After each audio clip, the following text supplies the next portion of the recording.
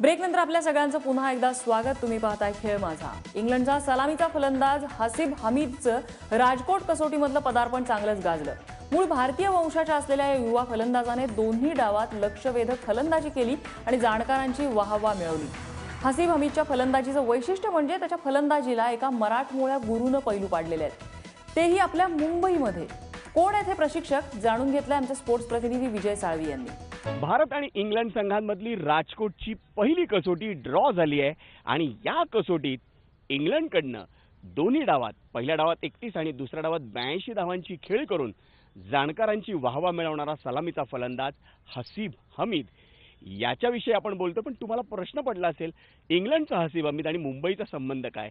पण हसीब हमीद मुंबईच्या क्रॉस मैदानातल्या याच विकेटवर खेळून लहानाचा मोठा झालाय. कदाचित त्याचा कालावधी कमी असेल, इंग्लंडमध्ये तो राहत असेल, पण इंग्लंडमधून त्यांची फॅमिली, त्यांचा परिवार हा सातत्यानं वर्षाला मुंबईत यायचा आणि खास करून हसीब हमीदसाठी यायचा. इथे ते फलंदाजीची ट्रेनिंग, प्रशिक्षण घ्यायचे आणि त्याचं कारण खरंच सोपं आहे. मुंबई ही फलंदाजांची खाण म्हणून ओळखली जाते आणि त्या खाणीत पैलू पाडणारे एवढे कारागीर आहेत ना, त्यातलेच एक कारागीर आता आपल्या समवेत आहेत. त्यांचं नाव विद्याधर पराडकर. अख्खं मुंबई क्रिकेट त्यांना विद्या म्हणून ओळखतं. तुमच्या शिष्यासाठी अभिनंदन तुमचं, कारण याच विद्या पराडकरांनी हसीब हमीदला ट्रेन केलंय. 2014 साली जेव्हा तो मुंबईत आला आणि त्याआधी तो मुंबईत आला ट्रेनिंगसाठी. विद्या पराडकर, किती आनंद आहे मोठा हसीब हमीदच्या अतिशय जबरदस्त डेब्यूबद्दल. मला फार आनंद वाटला की एवढा मोठा खेळाडू, म्हणजे खेळताना तेवढी सहजता त्याच्यामध्ये होती की सहज खेळणं.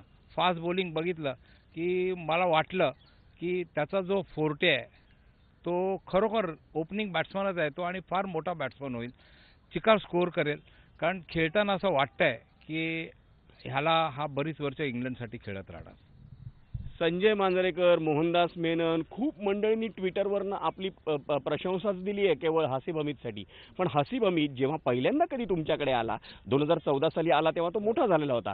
पण त्याच्या आधी केव्हा तुमच्याकडे आला, तुम्हाला जाणवलं होतं की या फलंदाजांमध्ये खूप मोठं होण्याची गुणवत्ता दडली आहे? खरं आहे. म्हणजे 14ला जो पहिल्यांदा आला तेव्हा तो 15 वर्षाचा, 14-15 वर्षाचा होता. खेळल्यावर ज्या गोष्टी तो पिकअप करायचा आणि नंतर डिस्कस करायचा, त्याच्यावरनं असं वाटलं होतं की हा मुलगा खरोखर मोठा होणार. कारण एखाद्या मुलाला एखादी गोष्ट सांगितली ना, पॅडवर त्याला सांगितलं बॉल नाही घ्यायचा, तर त्या दिवशी त्याचा पॅडवर बॉल नाही बसायचा. म्हणजे ही फार मोठी गोष्ट आहे. कारण इकडे बघितलं, आपल्या इकडे एक मी असं बघितलं माझ्या ह्याच्यामध्ये, सेहवाग हा मोठा क्रिकेटपटू होता.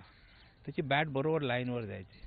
मी त्याला एकच सांगितलं, खेळायचं असेल ना, बॅट चांगली लाईनवर न्यायला शिक, तू बघता बघता मोठा क्रिकेटर होशील. आणि त्याने ते बघितलं की तंतोतंत पाळलं का तो जो खेळतोय त्याची बॅट बघा कशी सरळ चेंडूवर जाते आणि लांबपर्यंत बॅट नेतो, त्यामुळे चेंडू पण असा लांब जातो.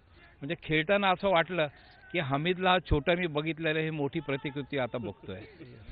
काय काय कहाणी आहे या सगळ्या मागची? हसीब हमीदला मुंबईतच आणणं, मुंबईत त्याच्याकडे आणल्यानंतर त्यांनी तुमच्याकडे आणणं, याच्या मागे काहीतरी कहाणी तर असेलच. लॉजिक असं मला असं वाटतं की मुंबई क्रिकेटची खाण आहे. फलंदाज बघा आपल्या इकडे आपण झालं, सुनील गावस्कर, सचिन तेंडुलकर, संजय मांजरेकर, हे मोठे मोठे बॅट्समन झाले आपल्या इकडनं. इकडचा आपला वासिम जाफर आहे आणि हे सगळे सरळ खेळणारे क्रिकेटपटू होते. आम्ही पण ह्या लोकांना चिकार बघून बघून आम्ही स्टडी केली आहे त्यांची, का हे एवढे मोठे झाले. आणि त्याच्या वडिलांना पण असं वाटलं की इकडे कोणतरी कोच बघूया. त्यांनी इक्बाल साहेबांनी त्यांना माझ्याकडे पाठवलं आणि क्रिकेट कोचिंग एक आहे. मी मोठं क्रिकेट नाही खेळलो, पण वसंत अंबलाडीने जे काही मला धडे दिले ते धडे मी पक्के अगदी माझ्या डोक्यात ठेवले आणि त्याचा मला चिकार फायदा होतो. मी वसंत अंबलाडींचं टेक्निक सोडलेलं नाही, मी तेच शिकवतो आणि मला त्याचा रिझल्ट मिळतो. आत्ता अजून तुम्हाला सांगतो, पाठी आणखी 4-5 मुलं आहेत, ती नक्की इंडियासाठी खेळतील, पण एवढ्यात मी नावं नाही सांगणार कारण ते फार लहान आहेत, त्यांच्यावर प्रेशर टाकायचं नाही मला. तसा हे हमीद लहान असतानाच मला वाटला होता, कारण ते मूल आहे ना, कळतं हा वेगळा. मुलाचे पाय पाळण्यात दिसतात असं म्हणतात. पण याच्या पुढच्या काळात हमीदसाठी तुम्ही काय भविष्य पाहता? किती मोठा होईल हमीद? आणि हमीदकडे अजून काही त्रुटी वाटतायत का तुम्हाला? मला असं वाटतं की जरा तो स्पिनर्सला खेळताना आहे ना, फार खाली बघतो, शेवटपर्यंत चेंडू बघत नाही. आणि ह्या गोष्टी मी त्याच्यावर बोललेलो आहे इकडे असताना की बॉल कसा बघायचा, बॅट कशी लाईनवर न्यायची. तिकडे जरा थोडासा लास्ट मोमेंटला स्पिनरला तो थोडासा मार खातोय, पण तो मला वाटतं त्याच्या ह्याच्यापासून त्याचे कोचेस आहे कोण आहे त्याच्याशी बोलतील. ते आता तर काय झालं आहे की तुम्हाला आऊट झालं की तुम्हाला 10 जण तुमचा रिप्ले येऊन दाखवतात. त्याला कळतं मग की बाबा माझ्याकडनं काय चुकी झाली. तशी चुकी तो यावेळेला करणार, कारण सेकंड इनिंगला तो आऊट झाला वेगळ्या पद्धतीने. त्यावेळेला तो बघेल आपण लेट झालो आहे का, बॅट तर सरळ गेली होती पण फटक्याला जोर का नाही आला. आणि समोर मारणं हा त्याचा फोर्टे आहे. इकडे बघायला गेला तो समोर फटके फार सुंदर मारतो.